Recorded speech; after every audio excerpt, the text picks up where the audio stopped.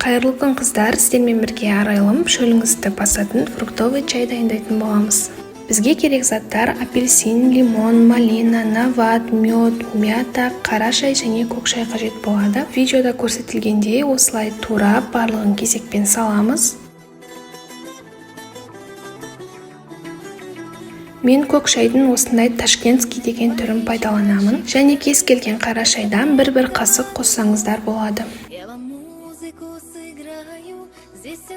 Ең соңында осылай бір қасық медті салып, ыстық қайнаған суды құйып, 5 минутқа демдеп қоямыз.